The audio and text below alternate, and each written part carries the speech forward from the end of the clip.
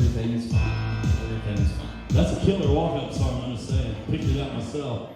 Well, I mean, I'll certainly take it. I'll certainly take it. Man. So I've got notes. It's been a while. I mean, I've done shows since the quarantine ended, but to be completely honest with you guys, I'm still nervous as fuck. So here we are. I know. My anxiety / tan isn't showing, so I think I'm doing okay so far. I think I'm doing. This fucking chair moves everywhere. All right. So I can actually see people tonight. This is fucking cool. So it is good to be here. It is great to be here. One of the main reasons I'm happy I'm here is because my wife's not here. A lot of people have talked about this whole quarantine and shit. It's not that I don't love my wife, but can you imagine being trapped inside of a fucking house with somebody who's a comic? I mean, I feel bad for you. You're supposed to laugh at that. There should be some pity in this. Like, I realized through the quarantine, I fuck with my wife so much, that's why we don't fuck a lot. There you go. Okay. So for those of you who may not be able to tell, the lighting's kind of weird. I'm an albino, which is pretty fun. It's also kind of dangerous, but that's fine. I'm also a comic, or else I wouldn't have gotten paid to be here, although my wife doesn't necessarily agree with that, and that's another reason why she's not here. One of the really fun things, it's kind of irritating sometimes, but albinos get asked a lot of really ignorant and dumb questions, right? My personal favorite, just because it's innocuous and it doesn't piss anybody off, is does the sun hurt? Which is a really dumb fucking question. Like, what happens when you're out in the sun a lot? You burn. That's the first person since the quarantine that actually answered that question right. So give it up to this guy. The problem for me is that I burn in time lapse on an overcast fucking day. So literally just working outside is something I could never fucking do. My dumbass did it for 10 years selling shit door to door. So here I am. Another one that I get asked a lot by the Peckerwoods is which one of my parents is black. Albinism is actually a protein mutation. It has nothing to fucking do with your parents at all. A lot like cancer is, actually. I kind of feel like, whenever I was born, God had like this dating show where you get to pick your whole life, right? And by the time I got my turn, and I had my choice of the girls, the only one that was left was the tweaker that steals your TV and then sells it back to you. So you decide to mirror your hope and that stops, and then the entire neighborhood starts showing up at your fucking house. But that's all right. That's all right. I mean, it could. There's a lot of things that could be worse, I guess. And I got this other friend of mine named Mike. Mike's Asian. His parents are both from China, but he's also an albino. And the question he gets asked a lot is, which one of your parents is white? Right? Like, I guess that makes sense. There's like no white people in China, except in like 2 cities. So, but he's got a really good sense of humor.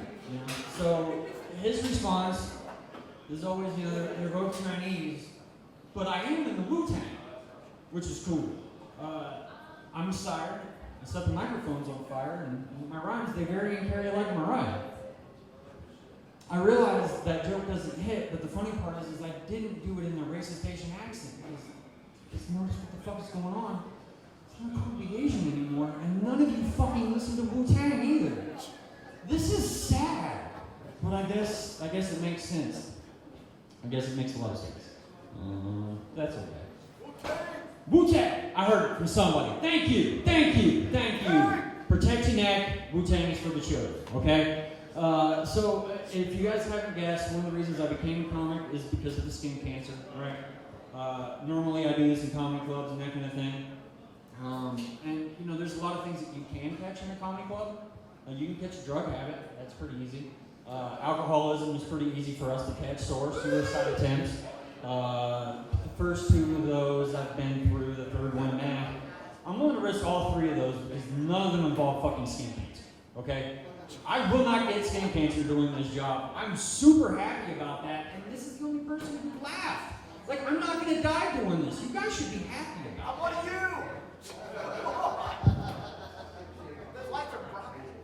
They are. They really are. And that's okay. But cancer actually isn't the worst thing that I have to worry about. There are at least 4 countries that want to kill me. Seriously. Like, that's not a joke. That sucks. The thing is in the countries of Tanzania, Malawi, some of these I just found, Zambia and Mozambique, they think us albinos are magical fucking creatures. At least they want to kill me for an interesting reason. You know, that's a part of the joke somewhat. Thanks for pointing that out. I mean, you guys are fucking on point for not laughing a lot. I like this. I mean, at least you're digging with the intelligent dark stuff. I can deal with that. See, one of the things that they think albinos are good for is if you cut our dick and our balls off and you wear it around your neck, it provides sexual healing. If you ask my wife, this ain't no fucking Marvin Gaye song. I mean, I don't know where they get this magical shit at. I need a drink. Starting to get the cotton mouth. Yep. So I don't know where they get this magical shit at. If I was magical, I would not have this looming cloud of melanoma fucking hanging over my head. And I would be famous. At least more famous than I am, without having to consider this whole Robert Johnson's Crossroads thing. But you know, here I am. Here I am in Ohio, telling jokes. This is great. This is great. How many people in the room are parents? Alright, I want to start this off by saying I love my kid. I love my kid a lot. He's a good kid, 90% negative of the time. But I still love him because he's my kid. You know, it's funny, somebody brought up sayings. My grandpa always said something that's kind of stuck with me, right? Like, being a parent's kind of like a sore dick. You can't beat it.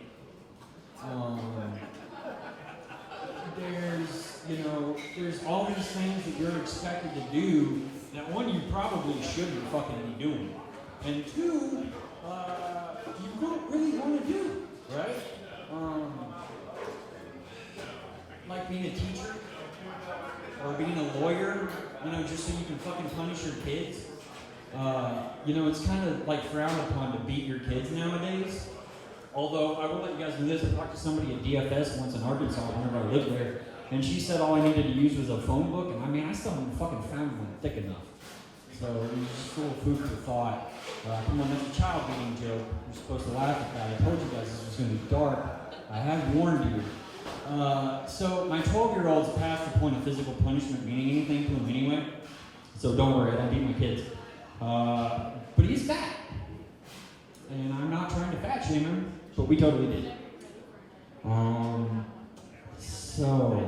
Man, you're really supposed to laugh at some of that stuff, but I guess you're not fucking gonna. Look, I'm seriously not trying to fat shame this kid. Like, if he hit the books like he hit the fucking fridge, he would have straight fucking A's.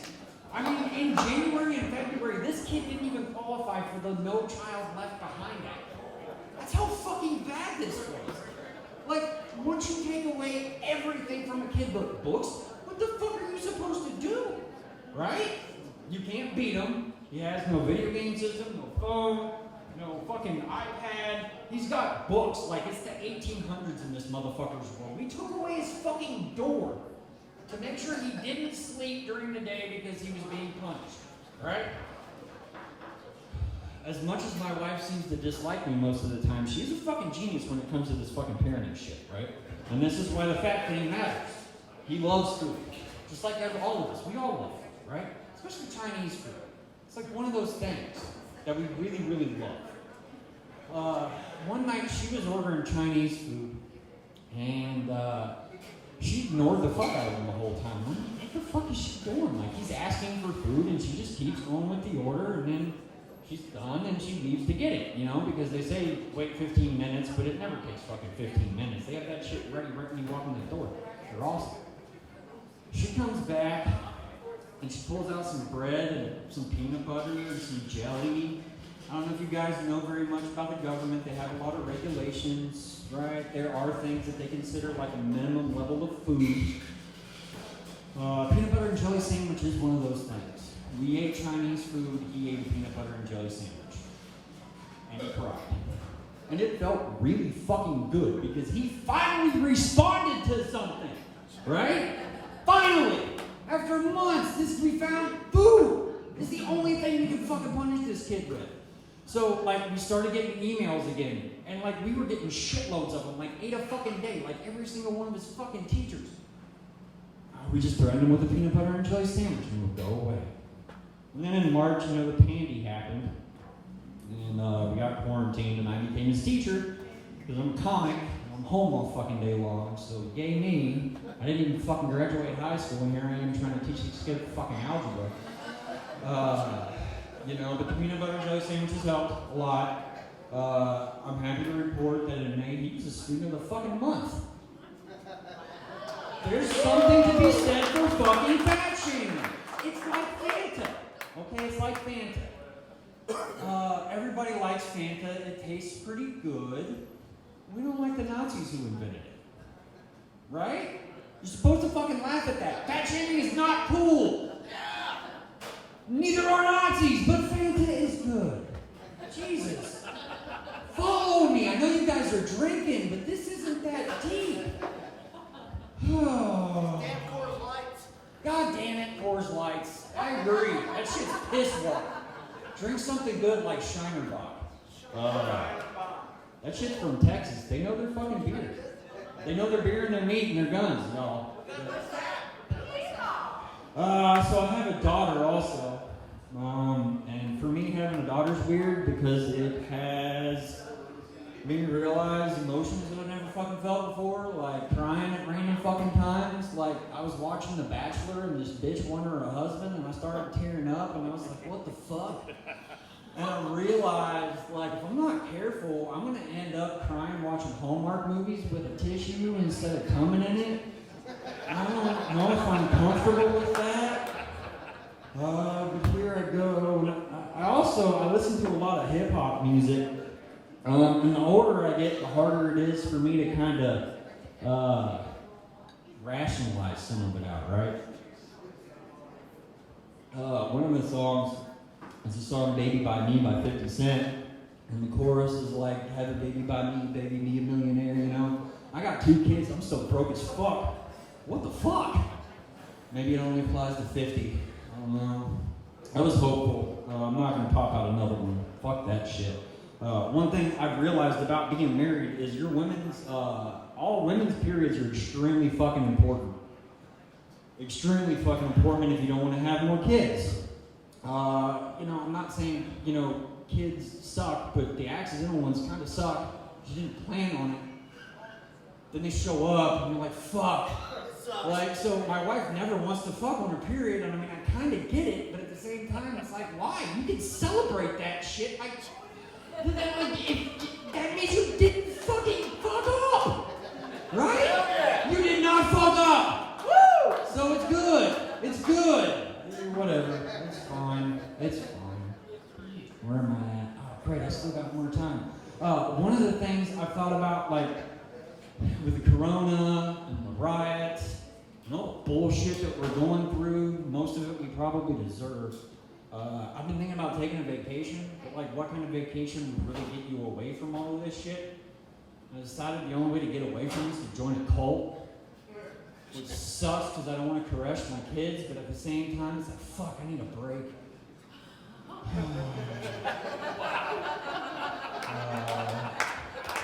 Yeah, I'm happy you guys like that. That's the first time I told it. That's a pandy joke. I wrote that during the pandy. That's a fucking totally new one. That's awesome. Here's another new one for you. I've got a cat named Susie. And when you scratch her back, she like aggressively licks her paws. Like, super aggressive. Like, enough for me to be worried about it enough to call a vet. So I called a vet and was like, look, like, I pet my cat and she just licks the fuck out of herself. Like, I'm worried there's an issue here, because I don't know if you guys know anything about, like, cats and dogs and that kind of thing, but, like, they exhibit disease really weird. They can do all kinds of weird shit to say that they're sick. She was like, no, it's cool. She just really appreciates it. It feels really good. So that's what she's doing. And I was like, so what you're telling me is I'm masturbating my cat. And she hung it. She hung right the fuck up, and that was the last time I talked to my mother-in-law. Let's see. Well, you know, I'll leave you guys with this thought. The song I had picked, which I unfortunately gave to Rachel like yesterday because I'm a dumbass and I forget things because I smoke weed and shit, was Always Look on the Bright Side of Life. It's by Eric Idle. It's actually from the movie Monty Python's The Life of Brian. You guys should listen to that song. You should totally watch that fucking movie. Because no matter how fucking bad life is, you're still alive, man. You're still alive. You're still fucking alive. I'm gonna get skin cancer. I can't go to Africa. Fucking, I have to be a comic to survive, you know? So it could be worse. It could be worse. You should be a DJ. I was a DJ for 6.5 years, and now I'm a comic. So you're one step up from us, good sir. I appreciate you. Everybody give it up for Rachel. She's having a wonderful, wonderful show so far that she's put together. Where the fuck is the nightstand? Because I'm blind. Here it is. Don't forget to tip your wait staff. They're important people because they help you get drunk. Everybody do really good, man.